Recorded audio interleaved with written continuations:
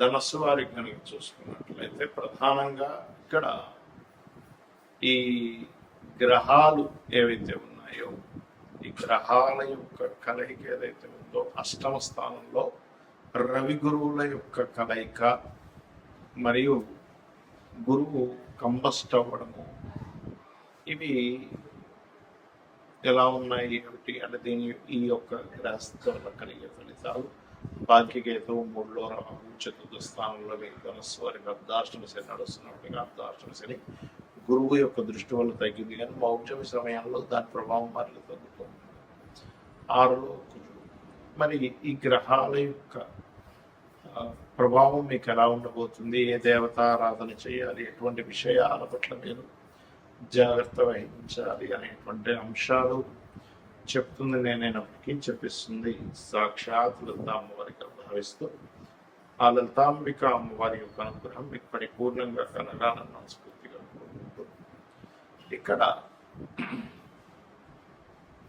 ఈ యొక్క అష్టమ స్థానం అనేటువంటిది ఒక రకంగా చెప్పాలంటే ఆకస్మిక సంఘటనలు జరిగేటువంటి స్థానం. ఈ ఆకస్మిక సంఘటనలు ఈ షేర్ మార్కెట్ రిలేటెడ్ సంబంధించినటువంటి అంశాల్లోని అంటే షేర్ మార్కెట్ ఏదో చేస్తున్నారు లేకపోతే ఈజీగా కొంతమందికి ఇలా చేస్తే పలానా ఈజీగా మనకి డబ్బులు వచ్చేస్తాయని చేస్తుంటారు. ఇన్సూరెన్సెస్ విషయాల్లో కొంత నెగ్లిజెన్సీ చేయడము, లేట్ చేయడము ఇటువంటివి జరుగుతుంటాయి కొంతమందికి. అటువంటివి ఎట్టి పరిస్థితుల్లో చెయ్యకండి దయచేసి. అంటే సరైన క్యాలిక్యులేషన్స్ లేకుండా షేర్ మార్కెట్లో దిగకండి. ఇన్సూరెన్సెస్ పే చేయాల్సిన పర్ఫెక్ట్ టైం పే చేయండి. తాతగారి ఆస్తి విషయంలో ఎందుకంటే అష్టమ స్థానంలో మౌఢ్యమి మనకి జూలై 15వ తేదీ నుంచి ఆగస్టు 13వ తేదీ వరకు ఉంటుంది మౌఢ్యం. కాబట్టి ఈ యొక్క సమయంలో కాస్త మీరు ఈ మౌఢ్యమి సమయంలో ఇటువంటి విషయంలో మరింత జాగ్రత్తగా ఉండాలి. ఇక ఈ కొన్ని విషయాలు ధైర్యంగా చేయడం, 3లో రాహు 6లో కుజుడు ఉన్నందుకు కొంచెం శత్రువుపై జయం ఏర్పడము, కొంచెం అనుకోకుండా శత్రువులు మనం ఎంత కాదనుకున్నా ఎంతో కొంత శత్రువులు తండ్రి తరపు వారు కావచ్చు, బ్యాంక్కి వెళ్తే అక్కడ ఏదైనా వర్క్లో వాళ్ళకి మీకు పడకపోవడం కావచ్చు, లాంగ్ జర్నీస్లో కొంత అనవసర శత్రుత్వాలు ఏర్పడము ఇటువంటివి ఉన్నాయి. ముఖ్యంగా మీరు బ్యాంక్ ట్రాన్సాక్షన్స్ విషయం పట్ల కూడా మీరు జాగ్రత్త వహించాలి. అయితే మీరు నిత్యము చేయవలసినటువంటి దేవత ఆరాధన ఏమిటి? లక్ష్మీ నరసింహస్వామి యొక్క ఆరాధన చేయండి. నవగ్రహాల్లో శని, రాహు, కుజ, కేతు ఈ 4 గ్రహాల దగ్గర దీపారాధన చేయండి. అది చాలా బాగుంటుంది. ఈ మౌఢ్యమి సమయంలో అసలు ఎలాంటి పనులు చేయాలా అనే పనులు చేయకూడదు చాలా మంది అడుగుతున్నారు. వివాహాలు, నిశ్చితార్థాలు, గృహ ప్రవేశాలు, గృహ ఆరంభాలు చెయ్యరు. ఇది మరి నార్త్ సైడ్ వాళ్ళకి వర్తించదు అంటారు. మనమే ఎక్కువగా ఇది పాటిస్తూ ఉంటాం. నార్త్ సైడ్ వాళ్ళు పట్టించుకోరు. కాకపోతే దాని ప్రభావం ఉంటుంది. ఎంతైనా కూడా మనకి వజ్రము, దుర్ముహూర్తము, యమగండాలు ఇవన్నీ కొన్ని ప్రాంతాల్లో వర్తిస్తే కొన్ని ప్రాంతాల్లో వర్తించినప్పుడు అలాగే మరి ఇది అలా అవుతుందా అంటారు చాలా మందికి. కానీ ఇది అలా ఉండదు. యూనివర్సల్గా ఇది దాని ప్రభావం చూపిస్తుంది. కాబట్టి నార్త్ వాళ్ళు కూడా ఇది పాటించాలి. వాళ్ళు పాటించట్లేదు కానీ పాటించాలి అక్కడ నివసించే వాళ్ళు. ఎందుకంటే మనం చూడండి, ఇప్పుడు రాహుకాలం ఉంది, ఇక్కడ పాటిస్తున్నారు చాలా మంది. మీరు కనుక తమిళనాడులో కనుక నివాసం ఉన్నట్లయితే ఖచ్చితంగా రాహుకాలాన్ని అక్కడ పాటించాలి. ఇక్కడ ఉన్నప్పుడు వజ్రము, దుర్ముహూర్తము, అదేవిధంగా యమగండం పాటించాలి. కానీ ఈ మౌఢ్యమి సంబంధించినవి ప్రపంచం మొత్తం పాటించాలి. అయితే చాలామంది ఈ మౌఢ్యంకి కొన్ని తెలియని కొన్ని ఎలా అంటే రెగ్యులర్గా చేసేవి కూడా ఆపుతూ ఉంటారు. అంటే అలాగా ఉద్యోగం వచ్చింది, ఉద్యోగంలో జాయిన్ అవ్వాలి, మౌఢ్యములతో సంబంధం లేదు, అది మీ యొక్క జీవితానికి సంబంధించినటువంటి మీ నిత్య జీవితంలో మీకు డబ్బులు రావాలంటే కాబట్టి మౌఢ్యములతో సంబంధం లేదు. అలాగే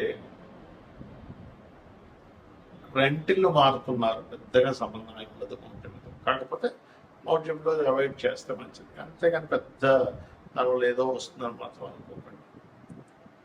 అదేవిధంగా ఇంకొంతమంది కొన్ని మరమ్మతులు చేయించుకుంటూ ఉంటారు ఇంట్లో. ఏమైనా వాస్తు దోషం ఉంది, మౌఢ్యం చేయించుకోవచ్చు, ఏమీ సంబంధం లేదు. నువ్వు సెట్ చేసుకునే దానికి చేసుకోవచ్చు.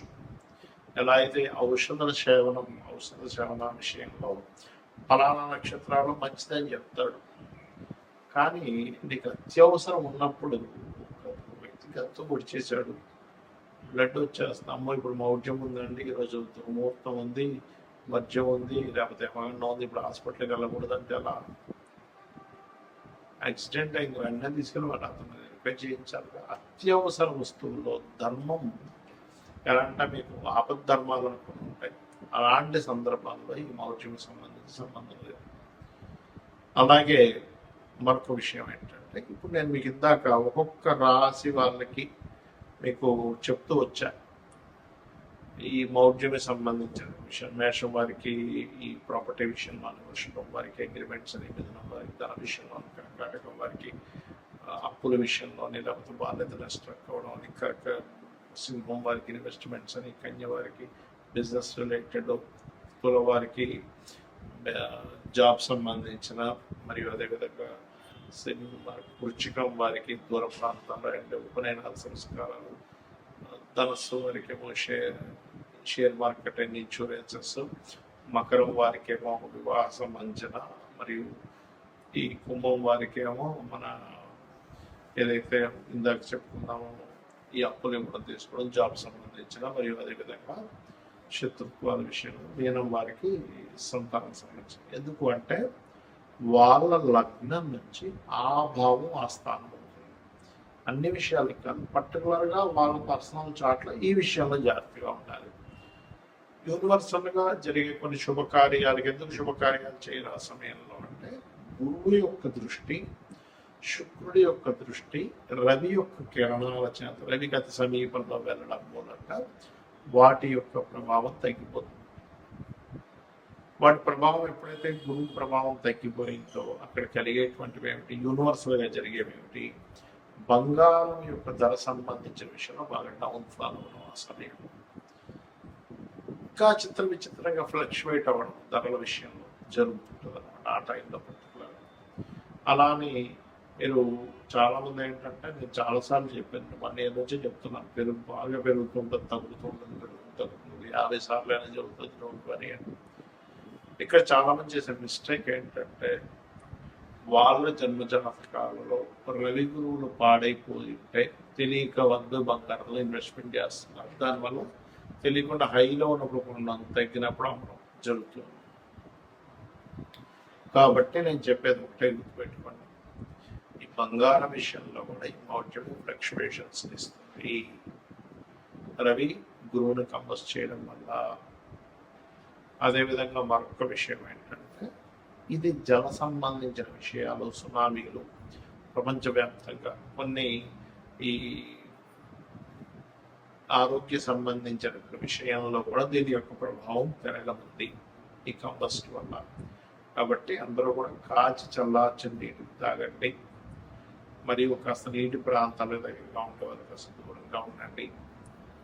అదేవిధంగా ఇది ఒక రకంగా చెప్పాలంటే ఒక జీవాత్మ సంయోగం అంటూ ఉంటారు. ఎవరికైనా ఈ కాంబినేషన్ ఉన్నప్పుడు వాళ్ళకి ఇంట్యూషన్స్ కూడా బ్రహ్మాండంగా పనిచేస్తాయి చెప్పాలంటే, ఒక డిగ్నిఫైడ్ నేచర్లో కూడా వెళ్తూ ఉంటారు. కాకపోతే ఏంటంటే, మనకి యోగము అంటారు జ్యోతిష్ శాస్త్రంలో, మన జన్మజాతకంలో కానీ గోచారంలో కానీ 2 గ్రహాల కలయిక, లేదా ఒక గ్రహం ఒక రాశిలో ఉన్నప్పుడు యోగము, ఒక గ్రహం ఒక నక్షత్రంలో ఉన్నప్పుడు యోగము, గ్రహంతో కలిసి ఉన్నప్పుడు ఇంకొక యోగం, 2-3 గ్రహాలతో కలిస్తే మరొక యోగం. ఇలా యోగము ఏర్పడి గోచారంలో ఇచ్చే రిజల్ట్స్ చాలా బలంగా ఉంటాయి, గుర్తుపెట్టుకోండి. యోగం ఏర్పడకుండా ఇచ్చేటువంటి రిజల్ట్స్ వేరు, 2 గ్రహాలు కలిసినప్పుడు వేరు. కాబట్టి మీరు ఏం చేస్తారంటే, మీకు జన్మజాతకం తెలియదు, అసలు ఏం చేయాలో అర్థం కావట్లేదు, మీ డేట్ ఆఫ్ బర్త్ లేదు, అలాంటప్పుడు కూడా ఏం టెన్షన్ పడకుండా సూర్యనారాయణమూర్తి యొక్క ఆరాధన, లలితా సహస్రనామాలు, వీలైతే లలితా సహస్రనామాలు సూర్య భగవాను చూస్తూ ఓం భానుమండల మధ్యస్థ భైరవీ భగవాన్ నమః మంత్రం చేయండి అనేది చాలా బాగుంటుంది.